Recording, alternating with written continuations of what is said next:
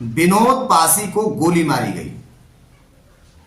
गलत हो रहा है, पहले यहाँ हटाइए लोग। ये गलत हो रहा है, ये जो थोड़ा सा साइड हो जाओ, थोड़ा सा साइड हो जाओ भाई, उधर हो जाओ, हम बात कर रहे हैं। ऐसा करो। साथियों नमस्कार, मैं हूं यश विजय राज। आप देख रहे हैं पासी समाज क्रांति न्यूज। कैसे हैं आप लोग? शायद आप लोग ठीक ही होंगे। आज मैं कुछ महत्वपूर्ण बातों पर चर्चा करेंगे और आप लोगों को जानकारी देंगे समाज के बारे में। आखिर पासी समाज के लोगों पर कानूनी शिकंजा क्यों? इस पर आप लोगों को गंभीरता से सोचना होगा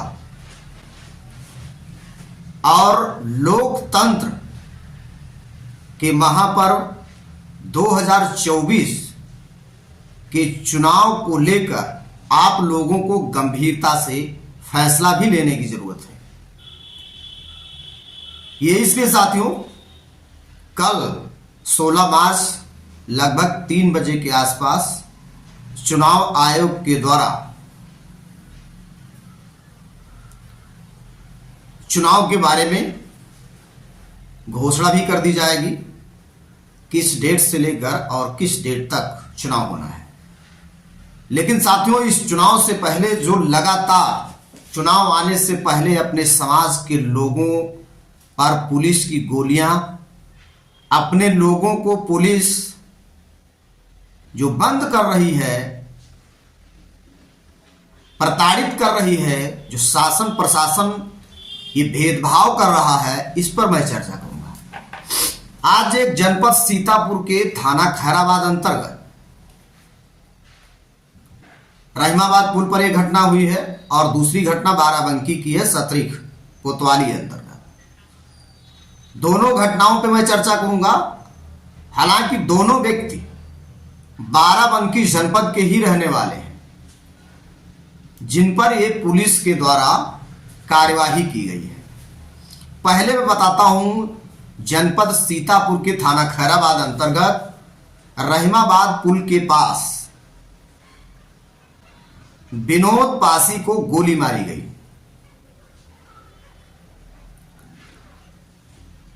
ये घटना आज हुई है। बताया जा रहा है पुलिस के द्वारा कि विनोद पासी 25,000 का इनामी अपराधी था। विनोद पासी पुत्र मोहन पासी, जिसको पुलिस मुठभेड़ में गोली लगी है। यह रहने वाला जाफरपुर थाना घुंटेर बाराबंकी का है और विनोद पासी पर थाना अटरिया अंतर्गत 11 मुकदमे दर्ज थे। ठीक है, 11 मुकदमे दर्ज थे। विनोद पासी अपराधी था, लेकिन 50-50, 60-60 मुकदमे वाले व्यक्ति वो अपराधी क्यों नहीं? सवाल ये उठता है।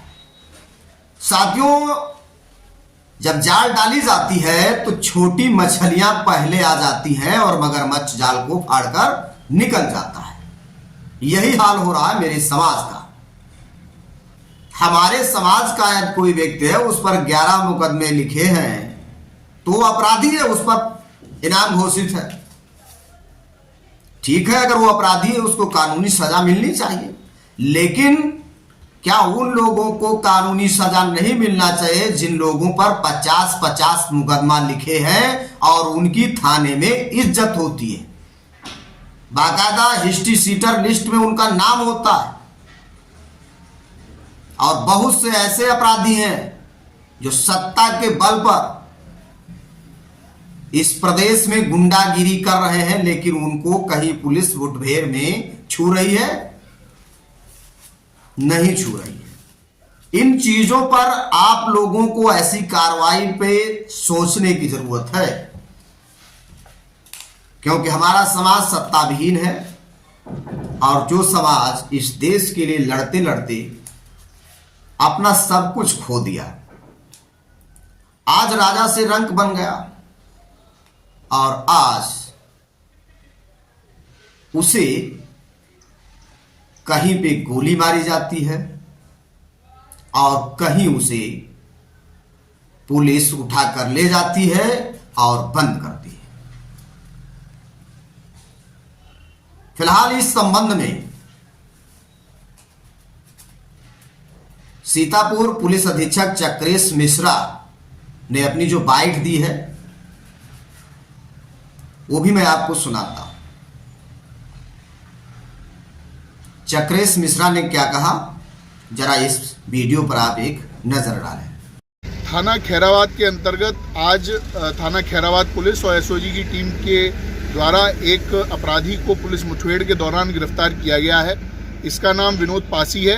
ये जनपद बाराबंकी के गुमठेर थाने का रहने वाला है। इसके विरुद्ध पूर्व में 1 दर्जन से अधिक अभियोग पंजीकृत हैं, जिसमें डकैती, गैंगस्टर इत्यादि के अभियोग पहले इसके खिलाफ दर्ज किए गए थे। यह थाना अटरिया से वांछित चल रहा था। इसके ऊपर 25,000 रुपये का इनाम पूर्व से घोषित किया गया था। आज पुलिस टीम के द्वारा चेकिंग के दौरान इसको जब रोका गया तो इसके द्वारा पुलिस टीम पर फायरिंग करके ये बाग की तरफ भागने की कोशिश की गई। पुलिस टीम के द्वारा इसकी घेराबंदी करते हुए जब इसको सरेंडर के लिए बोला गया तो इसके द्वारा लगातार पुलिस टीम पर फायरिंग की गई। जवाबी फायरिंग में इसके पैर में गोली लगी है। इसको घायल अवस्था में अस्पताल भेजा गया है, जहां इसका इलाज चल रहा है। मौके से इसकी एक पैशन प्रो मोटरसाइकिल, कुछ जिंदा कारतूस, एक अवैध शस्त्र तथा अन्य सामग्री बरामद हुई है। पुलिस के द्वारा इस पर उचित धाराओं में अभियोग पंजीकृत करते हुए वैधानिक कार्रवाई की जा रही है। जनपद सीतापुर में ऐसे अपराधियों के विरुद्ध धरपकड़ का अभियान लगातार इसी प्रकार चुनाव के परिप्रेक्ष्य में जारी रहेगा। यह वीडियो आपने सुना। मेरा सवाल तो सिर्फ ये है कि मैं किसी अपराधी का पक्षधर नहीं हूं, लेकिन जो भेदभाव हो रहा है इसका तो मैं विरोध जरूर कर सकता हूं। यह मेरा संवैधानिक अधिकार है कि आखिर जो 50-50 मुकदमे, जिन पे 60-60 मुकदमे, 40-40 मुकदमे इसी प्रदेश में जो सांसद मंत्री बने बैठे हैं लोग, एमएलए एमपी हैं या किसी सत्ता के रसूख से चल रहे हैं, किसी पार्टी के नेता हैं, वो क्यों नहीं मारे जाते हैं? उन पे पुलिस की गोली नहीं चलती, वो अपराधी नहीं घोषित किए जाते। आखिर ऐसा क्यों? इसका कारण यही है कि आप सत्ता से वंचित हैं, आप शिक्षा से वंचित हैं और आप शराब के नशे में चूर हैं। किसी को शराब का नशा चूर किए हुए है और किसी को अपना घमंड चूर किया है। इस पासी समाज के काफी लोगों में घमंड भी है। वह घमंड कैसा है? साथियों, भाई भाई के पास बैठना नहीं चाहता है। एक संगठन के मुखिया दूसरे संगठन के मुखिया से बात नहीं करना चाहते। एक पार्टी के नेता दूसरे पार्टी के नेता से नहीं बात करना चाहते। लेकिन आपके सामने ही कुछ ऐसी पार्टियां हैं, कुछ ऐसे समाज के लोग हैं जो किसी भी पार्टी में होते हैं, लेकिन वो एक दूसरे के रिलेटिव होते हैं और जब भी उन पर कोई समस्या आती है तो वो उसके साथ खड़े होते हैं। और यही कारण है कि वो सत्ता किसी की भी हो लेकिन वो सुरक्षित रहते हैं। एक मौसेरा भाई एक पार्टी में, दूसरा मौसेरा भाई दूसरी पार्टी में, सत्ता चाहे जिसकी आए, सत्ता चाहे कांग्रेस की आए, सत्ता चाहे भाजपा की आए, सत्ता चाहे सपा की आए, उनके लोग हर जगह हैं। और इसीलिए उनकी हर जगह सुनी भी जाती है, क्योंकि वो आपस में एक दूसरे के विरोधी नहीं है। वो राजनीतिक मंच पे विरोध करते हैं लेकिन अंदर से उनका कोई विरोध नहीं होता है। लेकिन हमारे समाज में ये क्वालिटी नहीं है, ये गुण नहीं है। वो किसी की भी अर्दली करता हो, किसी भी पार्टी में हो, अगर उसने उस पार्टी का झंडा उठा लिया तो दूसरी पार्टी में जो हमारा भाई बैठा हो उसको दुश्मन समझता है। और इसी दुश्मनी का नतीजा है कि आज तुम्हारे भाइयों को रोड पे गोली मारी जाती है, तुम्हारे समाज के लोगों को थाने में अंदर किया जाता है। ये घटनाएं पासी समाज पर हो रही। जब ऐसे हालात होंगे तो अपने समाज के लोग जो सोशल मीडिया पे आवाज उठाते हैं, हम जैसे लोग भी, समाज के अन्य लोग हैं, सामाजिक संगठन है जो आवाज उठाते हैं, उनकी आवाज बंद कर दी जाएगी। कब किस दिन हम लोगों पर भी कौन सा शिकंजा कस दिया जाए, क्योंकि लोग नहीं चाहते कि ये समाज जागरूक हो। इस समाज को अगर शराब मुक्त बनाने की कोशिश करोगे तो उन्हें बुरा लगता है, और बुरा इसलिए लगता है क्योंकि वो जानते हैं पासी समाज एक पौवा और 100 रुपए पे बिक जाता है।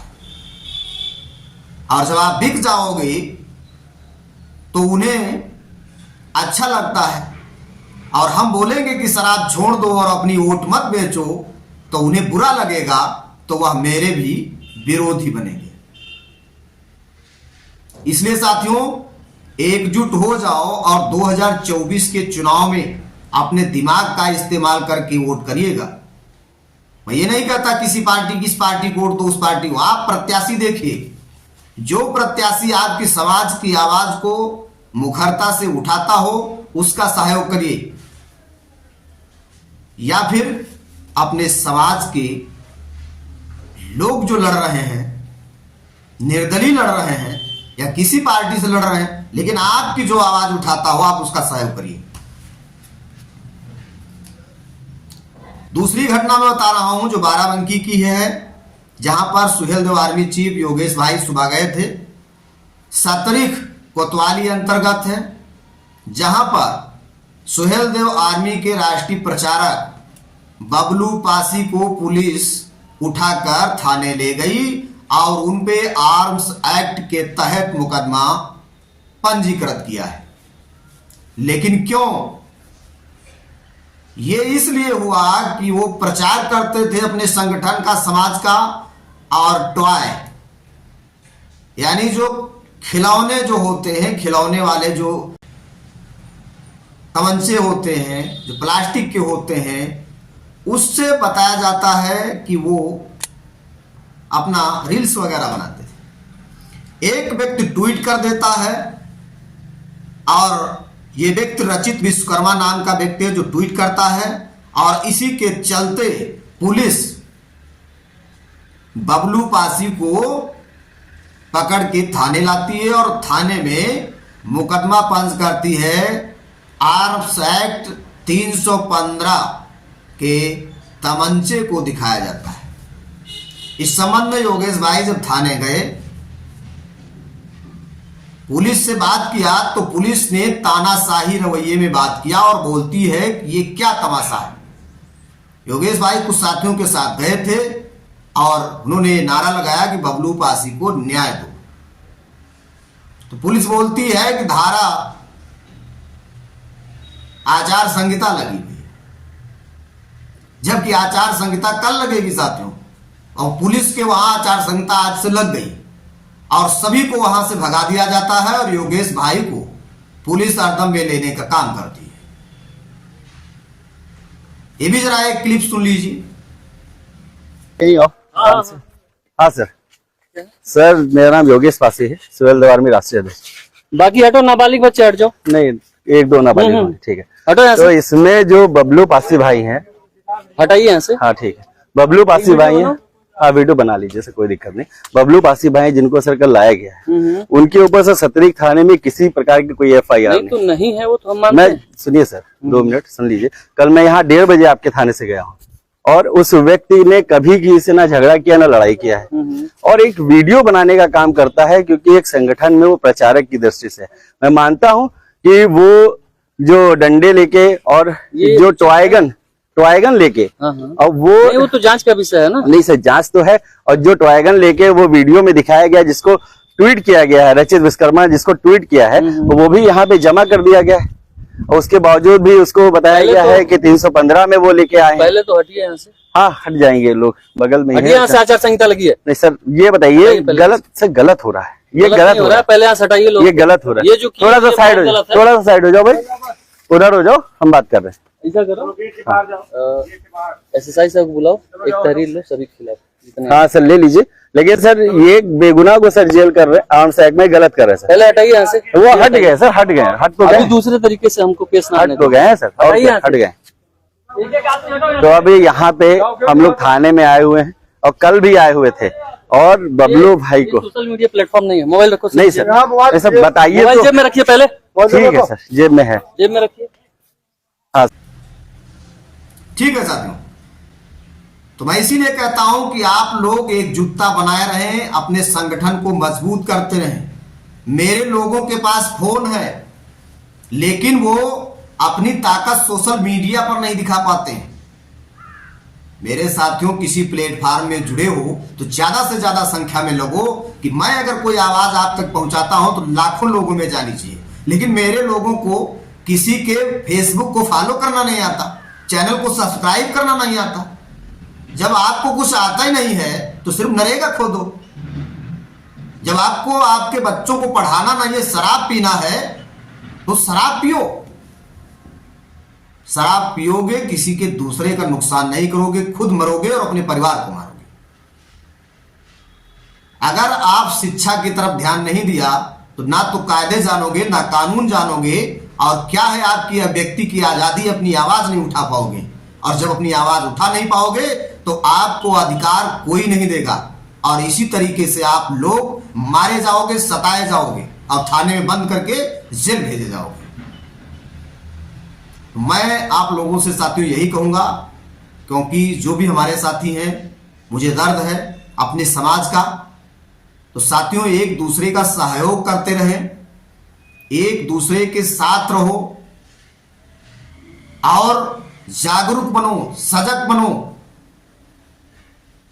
और आप ध्यान दीजिए कि नेशनल मीडिया आपके समाज की आवाज नहीं उठाएगी, इसलिए सोशल मीडिया का साथ दो।